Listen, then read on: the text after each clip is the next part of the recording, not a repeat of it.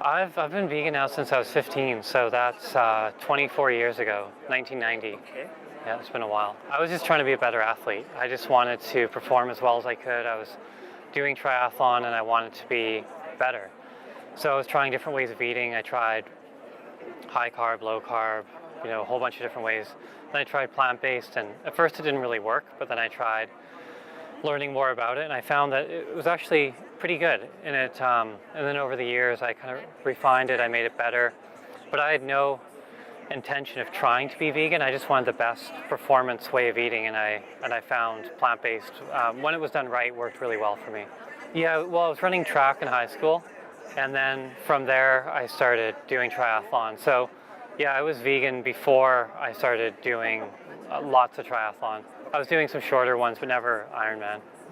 I think they just don't know, and I think the reason for that is because there's been some really good marketing campaigns for the meat and dairy industry over the last century, and people feel as though they need to eat meat and consume dairy, and there's an agenda behind that. There's groups that make money when people eat a certain way. So in Canada and the United States, it's obviously it's big business, and like any company, they're trying to sell more of what they've got. So and they've got a lot of resources. So sometimes it can be tough to help people realize that you don't need all that stuff when it's being heavily marketed. But I think something that people are getting wise to is the real cost of a hamburger, for example. Yeah. When you factor in land, water, fossil fuel, if fair market value is paid for that hamburger, it would be around $35 and up. But because subsidies keep it down, people are starting to question that because it's tax dollars, and people hate paying more tax than they have to. So when you see a bunch of the money you earn go to a system that you're absolutely opposed to, it's disturbing. And I think people are starting to have that sentiment and saying, well, no, we don't support this, especially obviously the vegans who don't support it, but then a bunch of their income tax goes to subsidies to keep this industry alive that wouldn't be alive because it's so inefficient if free market system was truly what we had. I don't know the numbers. I know that 70% of the food grown in North America goes to feed animals as opposed to feed people, which is really not efficient. So How many percent? 70? 70. Yeah, it's huge because of all especially corn, wheat, and soy grown to feed cows, especially. It's a lot. A cow eats a lot. So, of course, most of it then ends up as manure, and other bits end up burned off as heat, and it's just inefficient. It's wasteful. It's, some, as I'm sure you know, schools are funded by groups that benefit when people don't know these things. So meat and dairy, obviously, and even the ones who put the soda machines in there probably don't want people like me going in and having some influence on the kids that go to school there.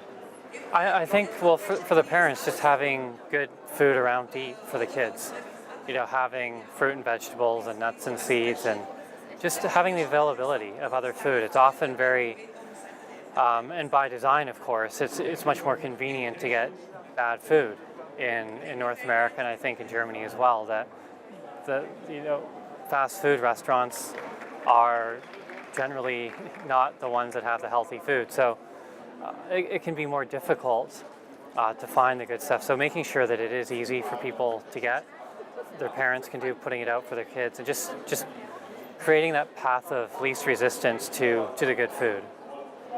It's kind of ongoing. You just kind of train all the time. Okay. But yeah, people can get fit for an Ironman in a few months if they just want to finish. You can put it together. I keep it the same. So my diet, just normal life, is the same when I'm training hard. All the same principles. It's just I just don't eat as much. That's all when I'm not training as much. I think anytime you can. I know people who are in their 60s and even 70s. So you absolutely can. I think, as people get older, they become more set in their ways with anything. So it may be a bit harder.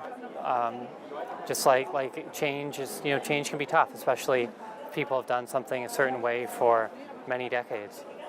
Well, that's good that you're starting slow and you're easing into it, because what happens then is you make it a lifestyle. It's not just a diet. It's not a short-term thing. It becomes what you do the rest of your life.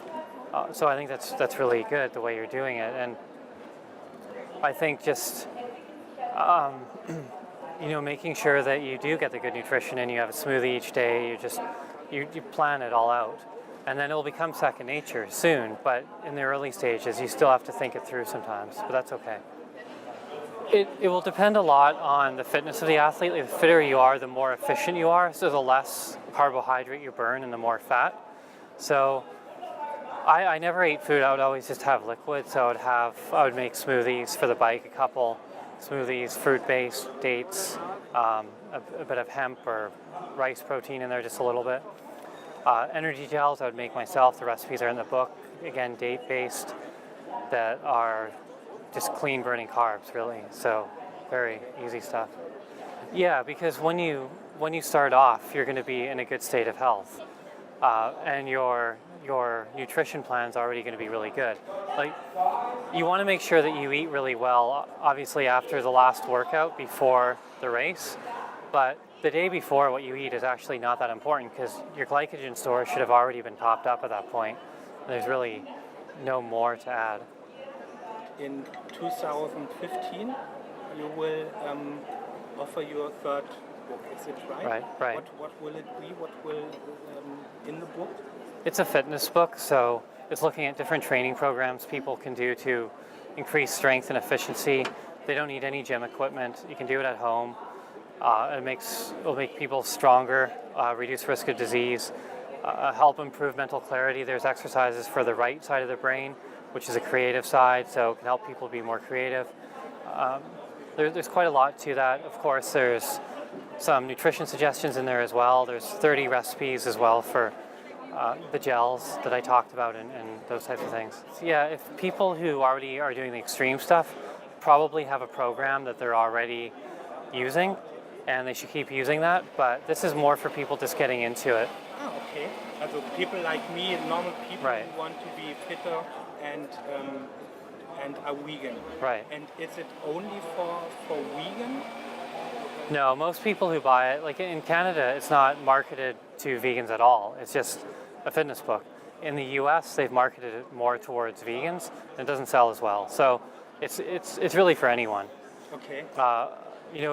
People who eat vegan will probably seek it out because they want a training program that has recipes that are all vegan, but it's training. It's not as much to do with food, so training is training. It doesn't vegan or not. Well, I think reading the book will give insight to the benefits that a lot of people don't even realize. Like I say, greater mental clarity, not needing to sleep as much because you sleep more deeply.